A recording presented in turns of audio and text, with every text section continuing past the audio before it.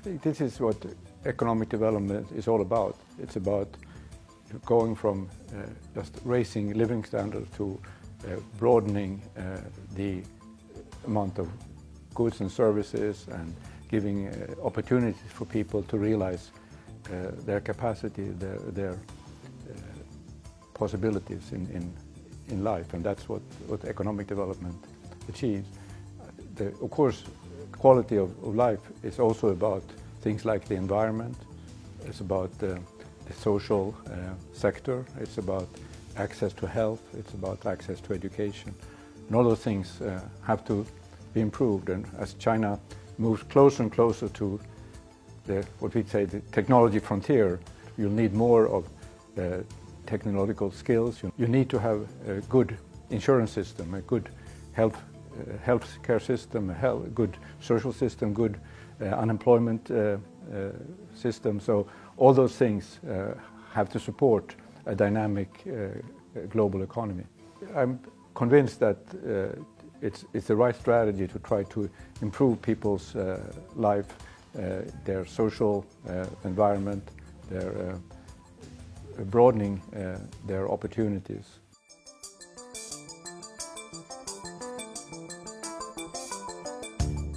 I think that China has opened up, the world has benefited from China's opening up, and China has benefited from its opening up.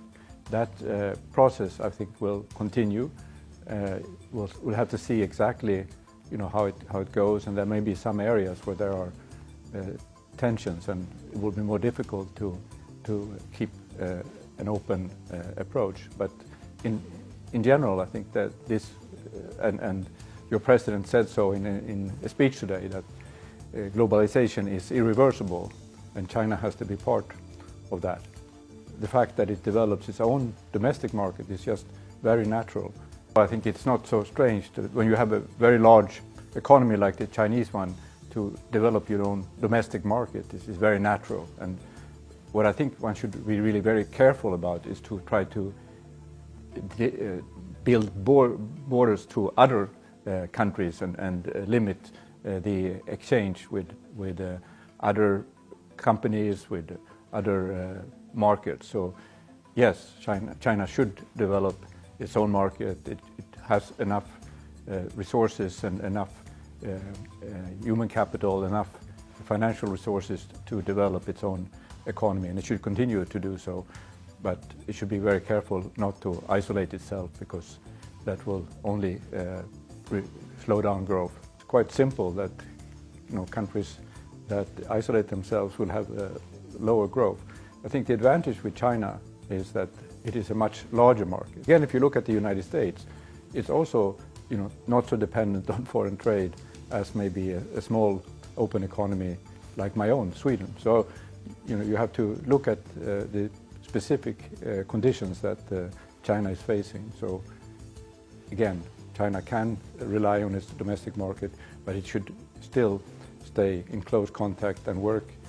So much of the global value chains now in the world are in China, and China has over the last 10-15 years taken more and more of these value chains, particularly intermediate goods, and it will continue that process.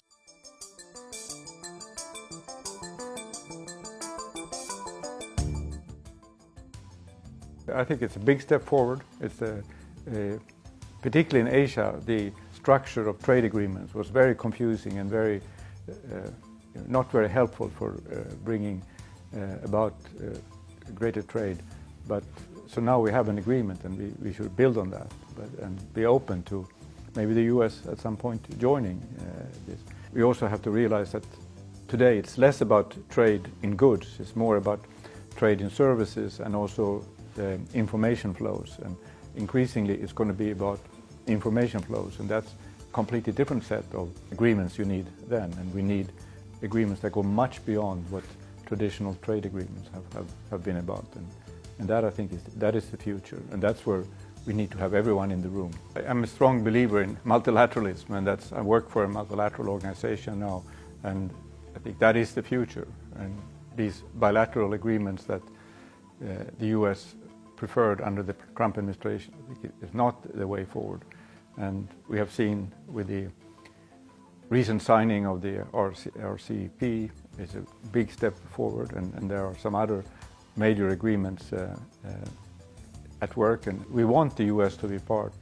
It is the largest economy in the world. It is still very influential in many areas.